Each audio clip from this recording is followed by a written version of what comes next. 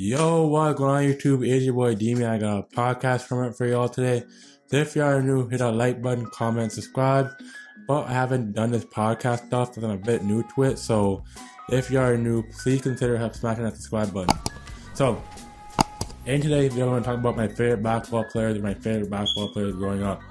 So the first player I have, you already know it, Jamari Rosen, the Toronto Raptors GOAT. I remember when he played here in Toronto, he pretty much playing very well in the regular season, and then when it came to players like LeBron James, even players like Kyrie, they would always lose to us. Like, honestly, DeMar would honestly carry us throughout all the teams he played. Like, even the Washington Wizards, they went crazy. The Pacers, they went crazy. The Heat, they went crazy. And they would always lose to LeBron James in person because the East was very tight.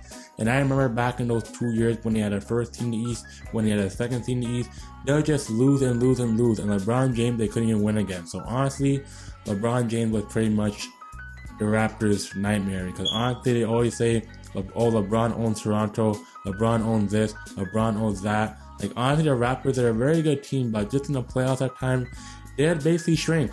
And yeah, I loved DeMar Rosen, the player. Yes, I did, because basically he was coming of Kobe Bryant, because due to his post fadeaways, his step backs, his mid-range game, his development of three-pointer, it was very crazy. Like, I remember loving watching the Raptors. I remember when he hit that game winner in Orlando. This guy DeMar basically just go crazy.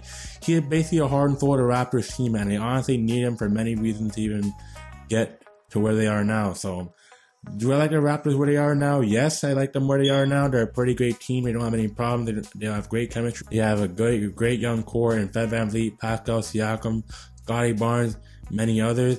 And they still have Nick Nurse, who was there when DeMar Rosen was there, though they fired Dwayne Casey, who was the coach of the year. But that's what I gotta say. And DeMar Rosen basically is a good player for the Raptors culture, because he basically brought the Raptors from nothing into not even winning or even contending for the playoffs to a team in a lot and I can just get it done. So honestly, DeMar Rosen, he's basically the GOAT in the Raptors history. But I love DeMar Rosen to death, and I'd love to meet him one day, as I went to about 1 or 3 Raptors game when he was there as a Raptor, and it pretty much got the result. Like, DeMar Rosen wasn't bad. He's a very great player. He's always have a chip on his shoulder, and he always embraced Toronto with a great heart and loyalty.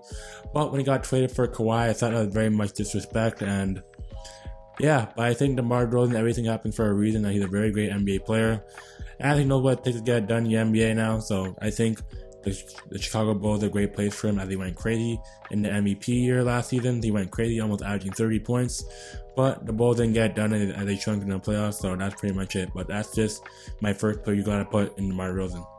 My next player I have is basically all I know to go, the greatest point guard of all time, Steph Curry. I love Steph Curry. He's very good. He's almost a hard worker. He works every day. He works his tail off. He works his butt off.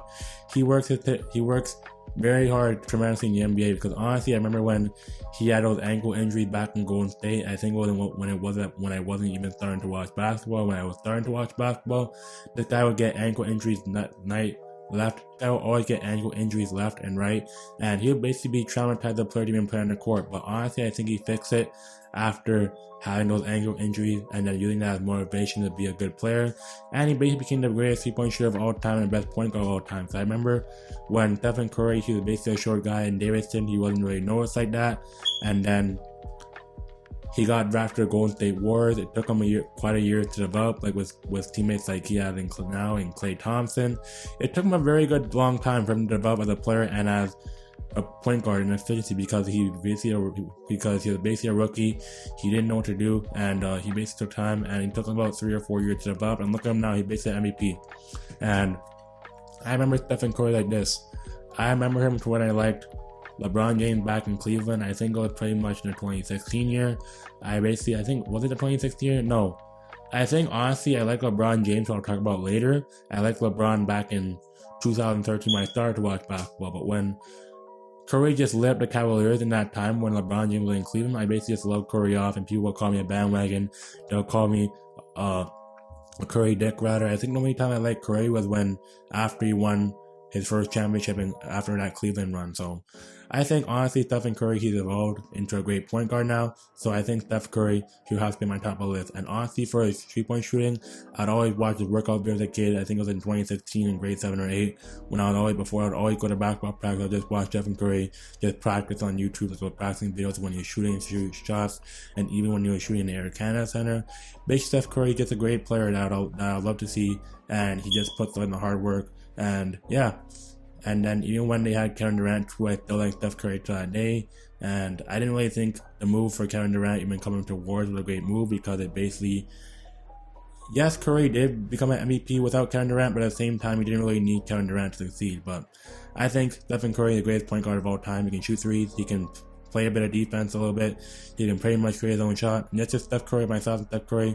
And I think the time I liked him was in 2016 when he basically beat my LeBron favorite Cavaliers when they had Kyrie Irving and Kevin Love. So yeah, and then the Cavs won the next time. So yeah, it's just basically myself and Steph Curry. The next player I have for number 3 is Kevin Durant. I love Kevin Durant. Kevin Durant's always the greatest player of all time. He'll always have a place in my heart, because Kevin Durant, he was a good loyal player to when he was in OKC, and then he went to the Warriors, which didn't make any sense. But I thought for Kevin Durant, it wasn't a good move. I thought he could have went to many other teams. He could have went to teams like, you can probably say, he could have went back to OKC.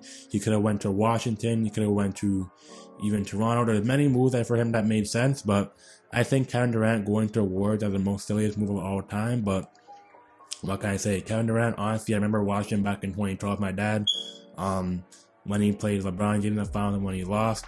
I remember in game 1, he basically lit up the Miami Heat. When I love LeBron James, he lit us up. I think he played pretty much efficient, and then he basically just killed us in game 1 of the NBA Finals. And I just started crying. I was even in his house at this time, and I was in my room. Me and my dad were watching. I was so upset because LeBron lost, but I think crying was for a reason, because honestly, the Heat won that series afterwards. But Kevin Durant, he basically played very well in that finals. Though he had players like Russell Westbrook, he had players like James Harden, he had players like himself, he had Serge Ibaka on the team. That starting team is very much great, and if they stayed together for about 3 or 4 more years, they would have been tough. But like I said, everything happens for a reason. I think that core of Oklahoma City, they should have stayed together. And you had a good core of Russell Westbrook, who couldn't play decently. You had players like Harden, you had players like Kevin Durant, and you had players like Serge Ibaka. And all those core players out of the MVP players in Westbrook, Harden, and Kevin Durant, after they separated, they all got MVPs. So I think Kevin Durant, for that time, honestly, when I liked Kevin Durant, I think I liked him when he got that foot injury, and he had I think it was when he was injured at that time, and I think he got injured, I think it was the Western Conference Finals, or when, I don't know, I think he was coming back from injury, that foot injury, and then I watched that documentary on Kevin Durant and how much hard work he put into rehab. I just like Kevin Durant since then. I'd always wear the Kevin Durant shorts. I even have his blue Nike shorts. I can even show here, I can even get it right now. Let me just get it real quick, yo. Hold on. Yeah, honestly, these were the shorts I wore back in 2016. If y'all don't know my OG days, I'd always wear these to basketball practice.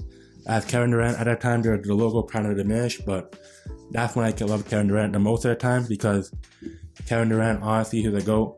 He came back from a foot injury, and then the next season he came back, and then he didn't get the NBA championship. But that's just one of the time I love Kevin Durant. Why he's one of my favorite basketball players growing up, because he's basically 6'10". He's 7 foot on a good day. The guy can create his own shot. He can get to the line. He can shoot threes. He can pull up for anybody. And he can do his thing. He's honestly an MVP and superstar level caliber player. But honestly, his time now as a player basically starting to shrink at age 35. So, but I love Kevin Durant back in his OKC days. And even you can say the Warriors days a little bit. But his Nets days are pretty much going down to a wire. So basically I covered Stephen Curry, covered LeBron James, covered KD. And now let's get to my power forward positions. The next player I have here for the center list I have is Anthony Davis, because Anthony Davis is a very great center. I remember back in New Orleans Pelicans days, this guy be going dog, this guy be going crazy. He'd be averaging 20 to 30 points as a rookie basically, and he'd just be carrying the New Orleans Pelicans team. I was watching back in the days from when he was in the New Orleans. I didn't really notice him like that, but I knew he could basically develop into an all-star. And then, honestly, he became about a 1 or 2 level all-star. And then he played with players like Drew Holiday. And I even remember who other players he had. He played with players like Buddy Hield. New Orleans Pelicans team, they were pretty much a fair team. And honestly, Anthony Davis, he was pretty much a solid player. And then back then, I would just watch him playing. I would basically just watch him. I remember watching him play against the Warriors. He was going off, like he was averaging 20 to 30 points, and he had DeMarcus Cousins on him when he was with the Cousins, when he was with the Pelicans. That was just crazy. I loved it there because DeMarcus Cousins was a great move for him in his franchise history, but he got injured in the long run. So, like I said, super teams don't last and duos don't last. So, but Anthony Davis and DeMarcus Cousins, that duo they had was disgusting. And then later on, after Anthony Davis' frustration in the war, and I just watched it time and time again. And then he requested a trade to the Lakers. And then I think the first year, I don't remember when he got traded. I think it didn't really work out.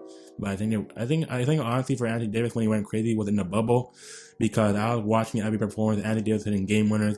He was hitting step back threes. This guy was running point guard. This guy basically just leading the Lakers to like a good record, and even in the playoffs, basically playing with players like LeBron James as he was healthy. He basically played about 70 plus games because it was COVID, and then they got a break due to the pandemic. So honestly, Anthony Davis, I would mark him as one of my good stretch fives in the NBA now. So yeah. Honestly, Anthony Davis is a very great polished player, and he basically can do everything. He can shoot threes, he can get to rim, he can get to rack, and he basically had a long career in NBA history. Like his 10th year now in the NBA. And yeah, so like honestly for Anthony Davis growing up, I remember watching him at my grandma's house on the computer, and his average is pretty much insane. I remember he even got drafted number 1 in the NBA draft. It was pretty much good for his career, but that's just Anthony Davis. I just wanted to do a little podcast format here. I never done this before, so I'm going to see how the audio tunes out. And those are my 5 favorite players growing up as a kid. So if you want more podcast topics on players who I talk about and players who I liked growing up, or something I like, or something a topic that I can share about, I'll do it right here again. And like I said, it's your boy Demi. And if you want more podcasts like this, and I won't really consider this like a small thing. This might go on my main channel or my second channel. I don't know yet. But it's your boy Demi. I'm signing out. Have a great best day, y'all. I hope you enjoyed the podcast from us I had for y'all. And I'm out. I love creating videos each and every day. I'm out. Peace.